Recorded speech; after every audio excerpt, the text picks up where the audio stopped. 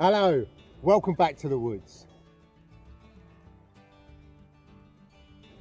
And in this video, I'm going to show you how I put up my hammock. Now in my last video, the one about the sleeping system, I showed a little bit of footage of me in my modified sleeping bag used in a hammock. And I had a couple of comments from folks basically saying you can't sleep comfortably in that way. I should be doing a diagonal lay, I'll have a crooked back, etc. Well, it kind of made me think a little bit about how I hammock. And I've been using a hammock since about the late 1990s. My brother gifted me one. He'd been over in Southeast Asia on a jungle warfare course, and he bought a couple of hammocks while he was in country, and he brought one back, and I was immediately struck by what a very comfortable and simple item they were to use. Suddenly, it didn't matter if the ground wasn't even. It didn't matter if the ground was covered in rocks and stuff. If I had to, as long as I had two anchor points, I could put my hammock up virtually anywhere.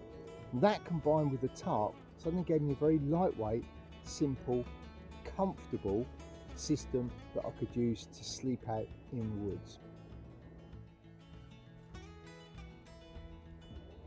Now, as a result of the comments, which thanks very much for making, guys, it made me actually go and look at some of the hammocks and the technology and the stuff that's out there nowadays.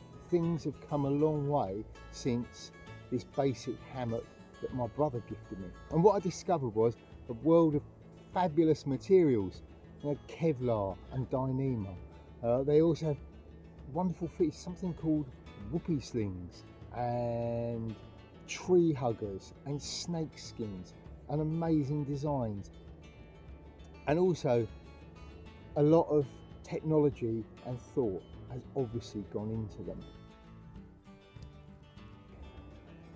However, they're also very expensive.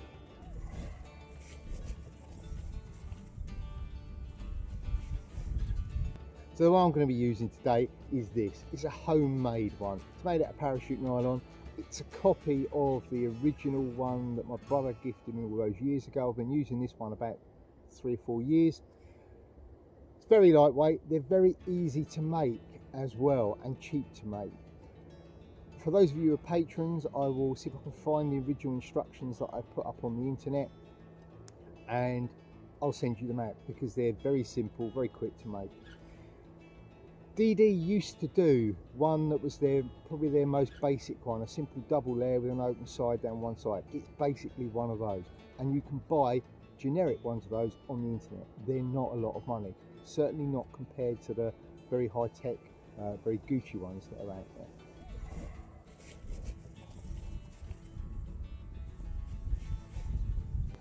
So for anyone first getting into hammock camping, go for one of these. They're very simple. As I said, you can get them on eBay and Amazon. Simple hammock.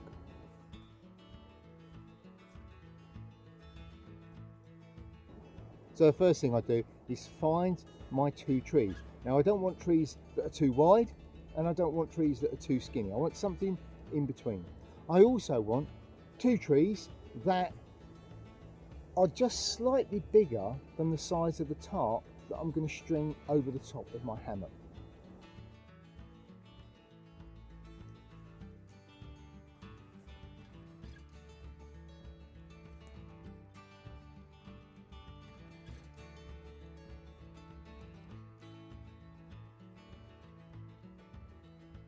The next thing I do is I identify the head end of my hammock and I tie that to one of the trees. If you've got a slightly thicker tree, I tend to put the head ends at that end, and that helps with the stability of your hammock.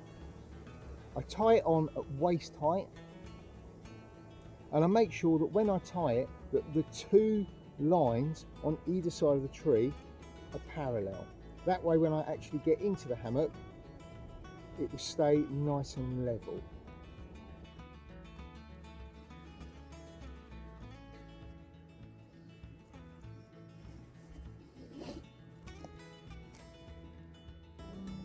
With that end tied, I then stretch the hammock out and I secure it to the other tree. And I secure this one, the foot end, slightly higher than waist level.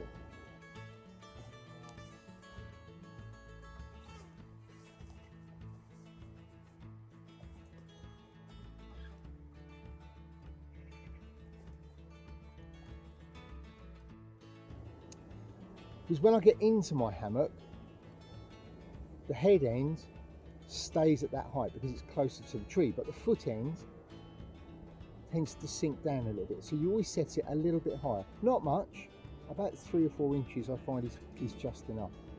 I then tie that in place.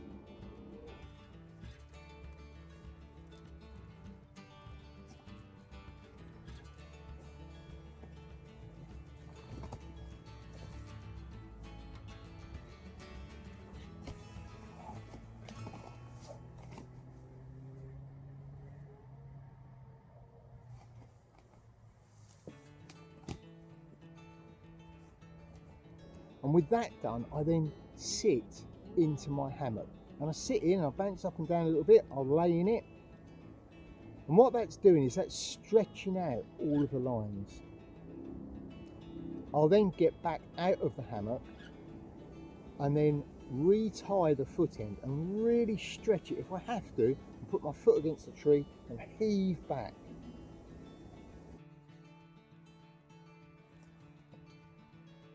I'll then retie it. And what that's done, that's got all of the stretch out of the hammock, so it's as taut as it can be.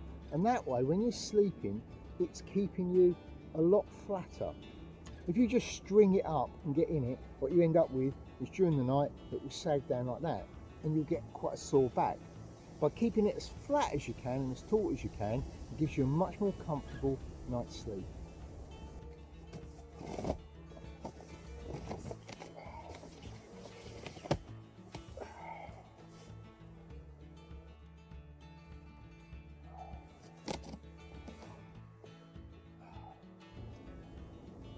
That's how I put my hammock up, and it's how I've done it for years. Yes, the new hammocks are amazing. As I said, fantastic space age materials, quality design, all sorts of super features. However, like an awful lot of things in bushcraft, have we overcomplicated it? Have we been sweet talked by those people who tell you this is essential, that is essential, and actually if you stand back and look at it, is it? Or is it just something to make them some money? For anyone just getting into bushcraft, they must look at the gear and think, my God, how does anyone afford to be a bushcrafter? Well, people have been bushcrafting for thousands of years. They haven't needed space age materials and computer aided design. They've just come up with solutions that they've quite often made themselves to actually solve a problem. You could make your own hammock. You don't have to spend a fortune. You could go out and buy a simple hammock, and if you string it up right, you'll get comfortable night's sleep, hopefully an awful lot of them. If you enjoyed this video, then remember, hit that like button. If you haven't already, subscribe to the channel. You can also follow me You can also follow me over on Facebook and Instagram. And if you look in the links below, there'll be links not only to those, but there's also a link to my Etsy shop. And there's a few items over there, including the Greencraft patch. Get one for your cap, your hat, your rucksack, whatever. There's also the Greencraft mug, not to mention a few pouches and things as well. My foobar headbands will be going up in the next couple of days as well. If you don't know what they are, look back in my videos, you'll find it. They're a great idea. I would get in there quick because I've got a funny feeling as soon as these are released, they're just going to sell. And I think that's everything. I've been Neil, and until next time, stay safe in the woods.